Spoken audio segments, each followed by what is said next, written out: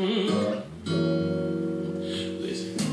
I've been hurt before. I had an open door, so I told myself I never let that happen again.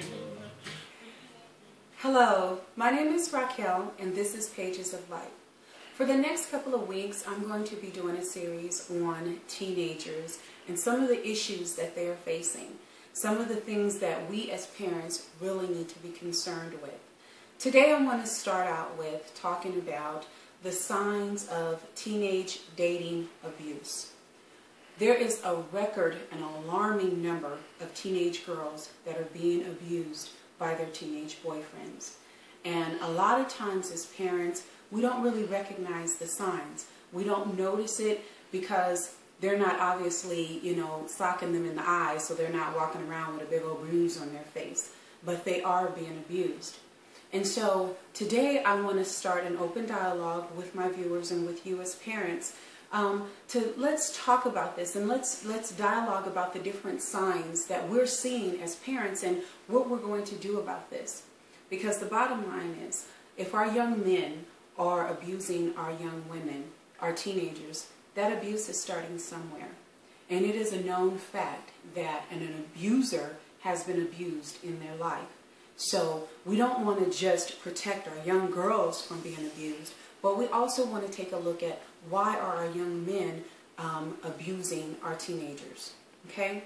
So some of the warning signs, the first warning sign is the sign of isolation. Now, a lot of times when we fall in love, as puppy love, we meet someone, we want to spend all of our time with them, and we want everybody else to know how happy we are. We're in a relationship. And with young girls, they like to feel like, I want people to know that I'm in love and that kind of thing. But when abuse starts to happen, a lot of times young girls will isolate themselves because they don't want anyone to recognize or see that maybe they have a bruise on their arm or on their back or on their leg. Because you know what? These young men, they are pretty smart. They are not going to hit them anywhere where they can, where it can be noticeably seen. Or if they do, the young girl will hide it with makeup. So parents, pay attention to the isolation factor. Has her attitude changed now? She's withdrawn and isolated. Okay? A next sign is the mood swings, the emotional changes. In reading the early warning signs is saying that a lot of times girls are often happy. They're always happy when they're in a new relationship and it's just starting out.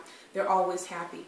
But then when the abuse starts, they have these mood swings, these emotional mood swings. And we're talking about not normal emotional mood swings. Okay? So you want to look at that as well. Also, a constant communication. If the boyfriend has to be in constant communication with her and she has to be in constant communication with him.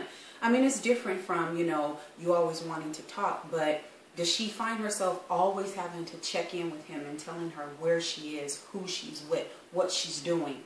That's not good. That really is not good. So you need to look at that as well.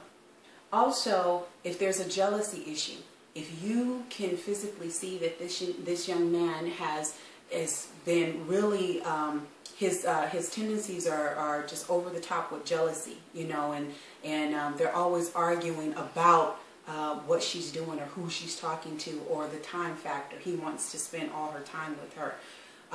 That jealousy thing, that's that ugly green monster, that's bad. So that's another thing to look out for. Also, check out the boyfriend's background.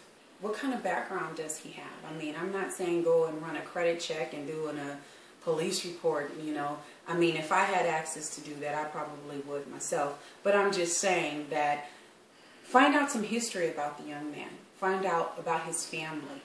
Does he come from an abusive relationship? Because like I said, normally the person who abuses someone normally has been abused themselves. Okay? Also, does she tend to make a lot of excuses for him when he is being abusive to her, verbally abusive?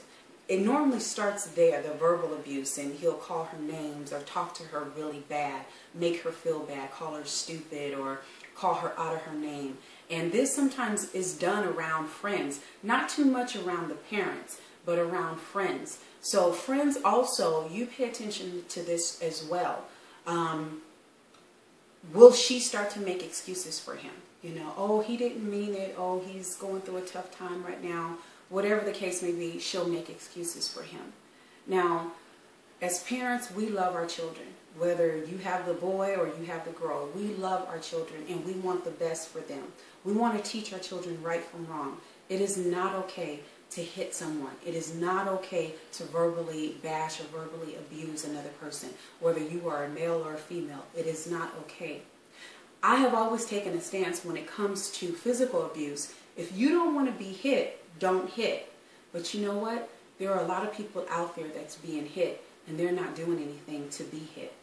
Okay? So, parents, I want to admonish you.